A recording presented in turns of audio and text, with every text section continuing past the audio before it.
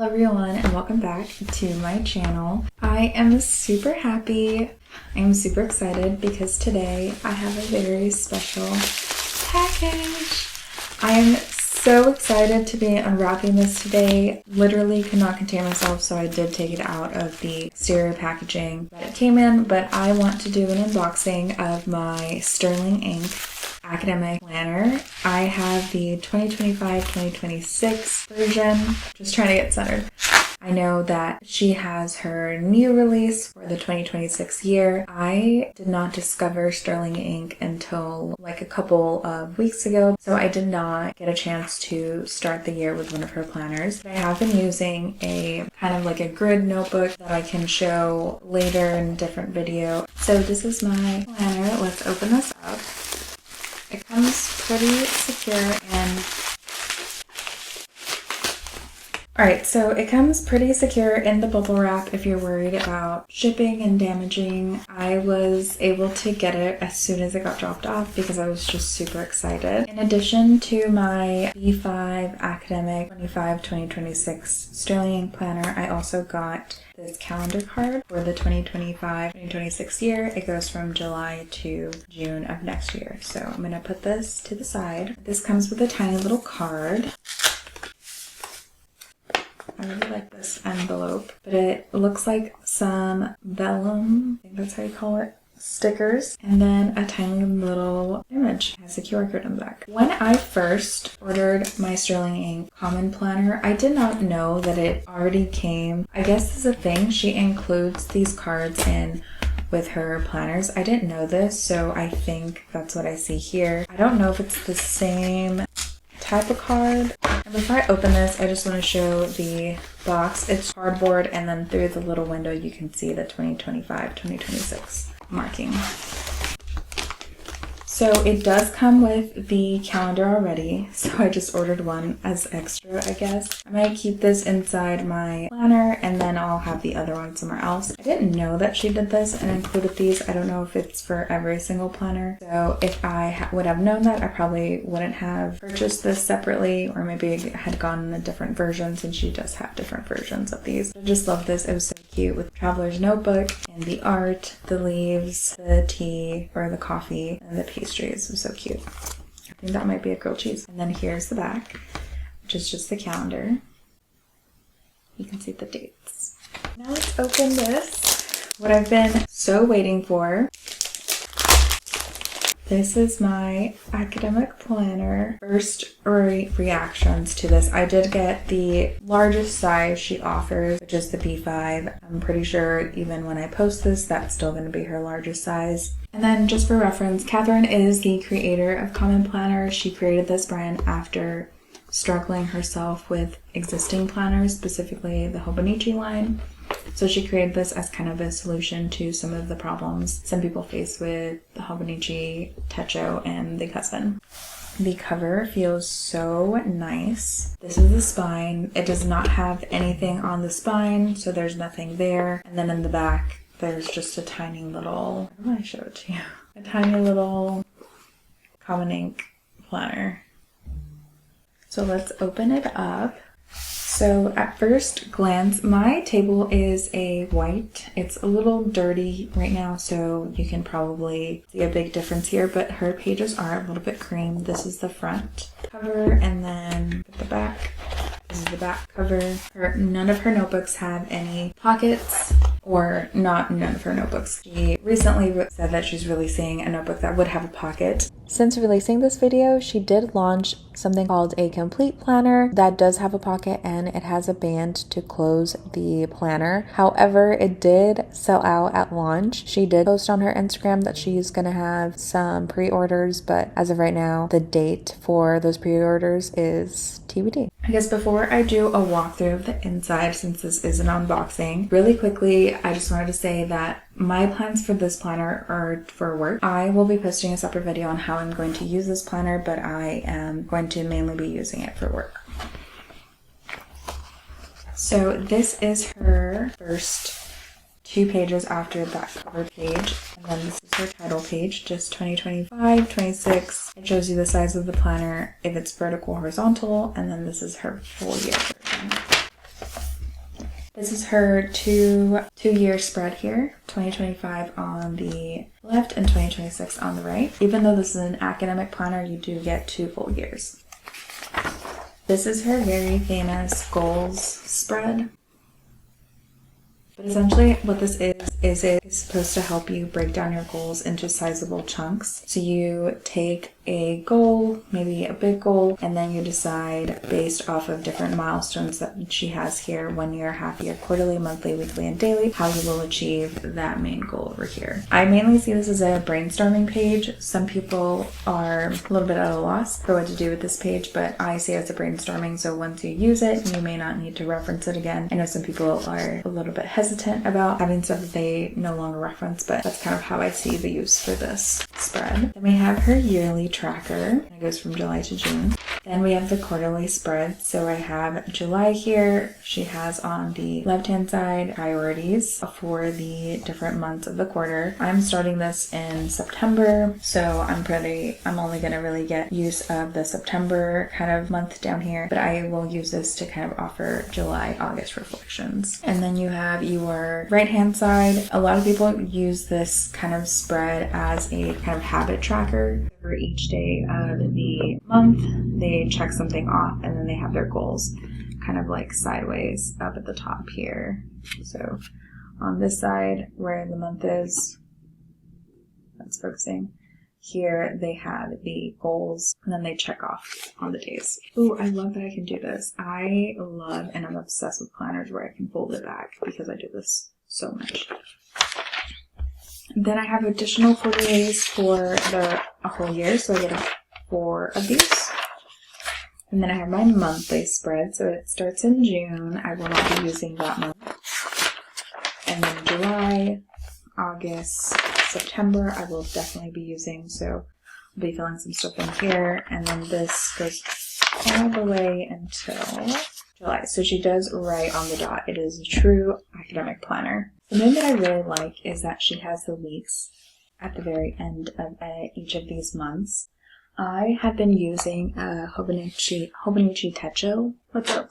I thought you were going to eat. Sorry, my husband just walked in.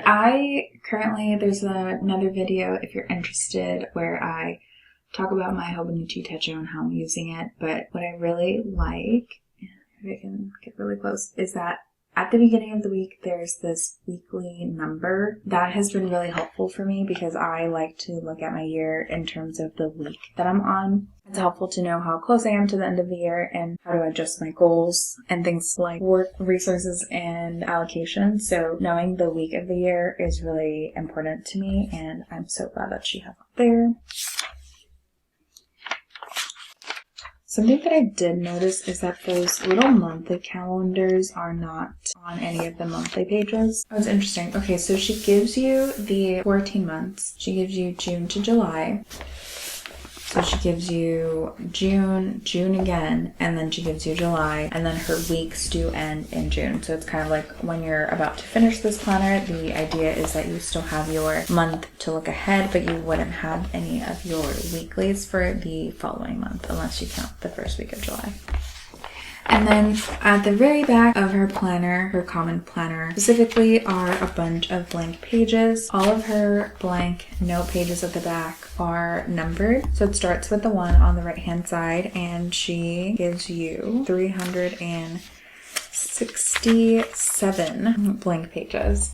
So this is one of the reasons why I wanted to get a common planner in the first place and not the first page, but it was because she is able to give you not only monthly spreads, which I definitely wanted, and weekly spreads, which I definitely use and will be using for work and just all of my meetings and knowing when I have to be where or when I have to be on a call, but she gives you all of this space in the back to basically just take notes and brainstorm and do a lot of things. I have been struggling a lot lately with just regular standard planners. I historically have enjoyed bullet journaling, so this free space is really nice. I also like it because I often have to take a lot of meeting notes, and even though I have tried to type them up, I just feel that oftentimes paper is best. Sometimes the document doesn't save, or my computer is running out of battery, or just on site with a client, or I'm sharing my screen, so I'm sharing my screen and I don't want to have to spend the time to pull up another document. I'd rather just jot it down really quickly on a piece of paper. So these pages in the back are just so nice. They're so silky smooth. Our paper is Tomoe River paper, and I can do this. I was so concerned that I was not going to be able to like bend the notebook like this, and I probably maybe shouldn't be bending it this far, but the fact that I can do that and the spine still looks great is so exciting. For context, this is the notebook that I currently use for work. I have some spreads, and this notebook I like twist, I turn, I open it up, and I like kind of do this. So like this notebook is literally put through the ringer, and the fact that I can do this with this notebook is so exciting. I'm like literally I cannot wait to start to use this. I literally could not wait this week. I was like, please, is it coming? Is it coming? I kept checking my mail, like I kept refreshing the page because I needed this to be here. I have so many monthly spreads that I wanted to start to put on the calendar, and even though I could have created a monthly spread in here, it was just really challenging. So the best I've done is just like a weekly spread like this, which is very similar to her spread. I'm just kind of lazy, and making these spreads and setting them up takes a lot of time, and I would rather just have something that is already prepared for me, that is just ready for me to come in and write in the dates.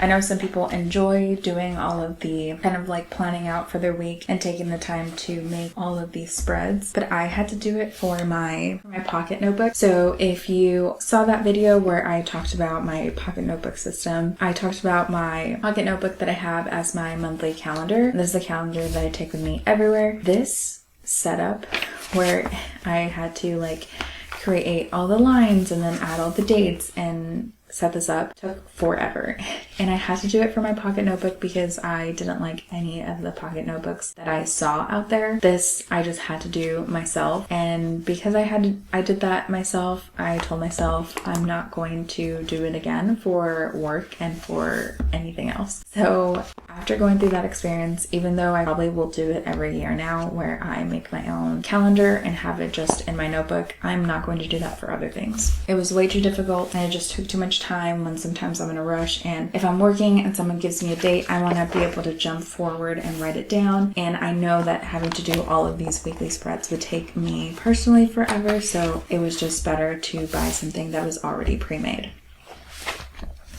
Yeah, I'm so excited to use my common planner. I'm going to do a quick pen test, and then we're going to wrap up whether or not I feel that this was worth the purchase. Real quick, before we get into the pen test, I just wanted to give you all a summary of the cost of this purchase. So not including the calendar card, which I would say if you're going to order from her and you're going to order a common planner, hold off on getting the calendar card. It was $5, and I got it because I thought, I just needed it, but I didn't realize that her common planners came with them. I don't think it says it anywhere, and if it does say it somewhere, that's on me for being not a good consumer, or I guess a really good consumer because I'm overbuying stuff. But for this, my total purchase cost was $66. So it is a very pricey planner. I would say it's on the higher end of price. Granted, for me, I really, really, really love that it's so bendy, and my sequence planners, which is this notebook that I use for work and that I kind of like bend and twist and do all this stuff too, these are kind of pricey. I think these go for $30, $28.95. So $28.95 US dollars, $29 basically. So it is essentially half of the price of the common planner, though the common planner comes with Tomoe River paper, which I will show do a pen test for. And then this also comes with not only notebook pages, show you the thickness, with pretty much the same amount of blank pages as this sequence. So about half of this notebook here, right, half ish. And then the note pages here in the common planner are this much. So actually, let me just line them up like this. Yeah, so it's like the same amount of blank pages, but then you get an additional segment that is the planner. So I think in total, this is like paying $30 for a premium notebook, which I already do. And I love Sequence, by the way. I'll do a whole video on their notebooks. Kind of paying $30 for that amount of paper in a notebook with not only premium paper, but also just a really nice cover. And then in addition to that, you're paying the $30 for the front part, which is the yearly, or in my case, the academic planner. So I would say if you think about it in those terms, specifically for me, considering my options of using a blank planner or using something that was already created, it's like I'm getting the blank notebook, but then in addition to that, I'm getting the planner features. So $60, even though it is very pricey, it is in the higher price range for planners. In fact, it is a bigger size and it does come with like really nice paper. And like I said, the fact that this is like floppy, literally my favorite thing. Please don't ever change that part of the common planner. If you're listening, Catherine, please don't change it. I'm going to do a pen test and then we'll wrap up with final thoughts and opinions on this planner. So there is a blank page just on the back. Because I did this in my last video, I'm going to do all of my highlighters first. And we're going to start with none other than my Zebra midliner.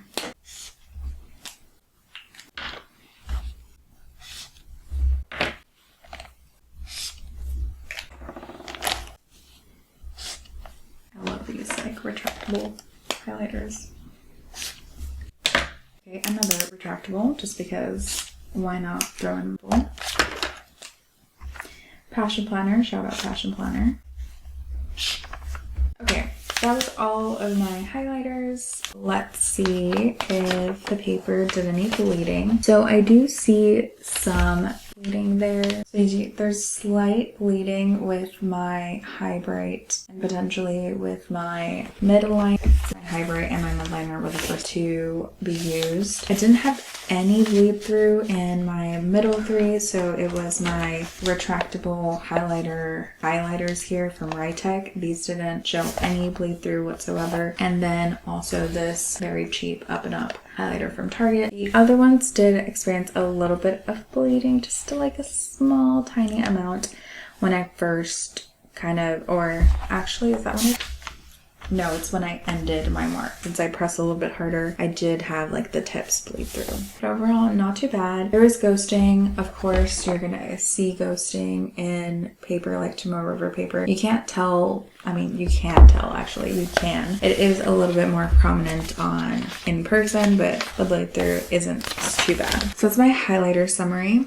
Okay, so I have my 3mm, I think this is 3, my 3.5, my .08, and then my brush pen that I'll be using. No bleed through, yay! Just some ghosting. Papermate Flare pen, I like to use this from time to time. We're gonna try out this Sharpie permanent marker. I got these yesterday accidentally. I did not want ultra fine because I feel like it's not gonna actually write. So we're gonna try this in the planner. We're gonna try my Kakuno Fine extra fine point. I'm gonna see if there's ink in here. If there is, we're gonna try it. If there isn't, then I have 2 Jin Hao pens that I'll try out. Ooh, we do have a little bit of bleed through. Actually, I don't even know if that would count. I think it's just like very severe ghosting for the fine point Sharpie pen. Then there is some ghosting for the fountain pens. This, my extra fine, slightly was getting close to bleed through there. My Kakuno extra fine pen, but it might just be because of the extra fine point. The fine points literally just ghosted. Far not too bad. It does look like I can't super use the Sharpie in here because it did have the worst ghosting out of all of my options. So like it did worse even than my brush pen and my Flare pen. That pen I probably will just not use unless I'm writing over something else. But the other 2 fountain pens, my fine points were fine.